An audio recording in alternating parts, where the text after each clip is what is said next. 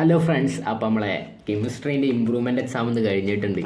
എക്സാമിനെ കുറിച്ച് പറയുകയാണെങ്കിൽ അത്യാവശ്യം സിമ്പിൾ എക്സാം ആയിരുന്നു. ഒരു ബുദ്ധിമുട്ടായിട്ടുള്ള ക്വസ്റ്റ്യൻസ് ഒന്നും വന്നിട്ടില്ല. അത്ര സിമ്പിൾ പറഞ്ഞാൽ അത്ര സിമ്പിൾ. കാരണം ഇപ്പോൾ പ്ലസ് ടുവിൽ പഠിക്കുമ്പം നമ്മൾ പ്ലസ് വണ്ണിൽ പഠിക്കുമ്പം പബ്ലിക് എക്സാം അത്യാവശ്യം നല്ല ടഫായിരുന്നു.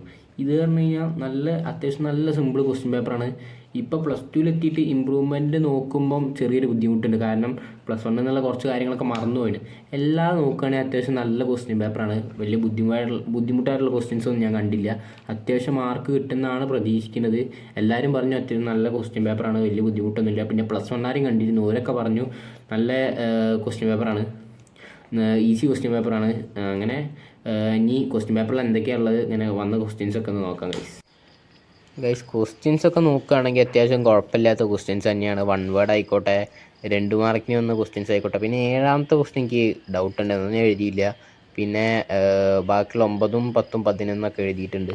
അതൊക്കെ അത്യാവശ്യം സുഖമുള്ള ക്വസ്റ്റ്യൻസ് ആയിട്ടാണ് 2 മാർക്കിൽ എനിക്ക് തോന്നിയത്. പിന്നെ ഓർഗാനിക്കത്തെ 14ാമത്തെ ക്വസ്റ്റ്യനും 15ാമത്തെ ക്വസ്റ്റ്യനൊക്കെ ഞാൻ എഴുതിയിട്ടുണ്ട്.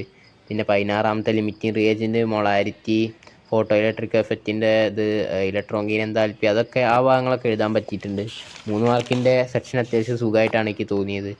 പിന്നെ ഇവിടെ 3 മാർക്കിൽ വരുന്ന ഓർഗാനിക്കത്തെ ക്വസ്റ്റ്യനും അത്യാവശ്യം സിമ്പിളായിരുന്നു. പിന്നെ 4 മാർക്കിക്ക് ഫോർ കോണ്ടൻറ്റ് നമ്പേഴ്സ് ചോദിച്ചൊക്കെ സുഖമായിരുന്നു.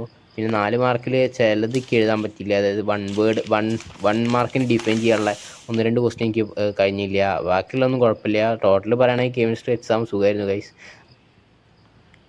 അപ്പോൾ വീഡിയോ ഇഷ്ടപ്പെട്ടാൽ ലൈക്ക് ചെയ്യുക, ഷെയർ ചെയ്യുക, സബ്സ്ക്രൈബ് ചെയ്യുക. എക്സാമിനെ കുറിച്ചുള്ള അഭിപ്രായങ്ങളൊക്കെ നിങ്ങൾ താഴെ കമൻറ്റ് ചെയ്യുക ഗൈസ്. ബൈ.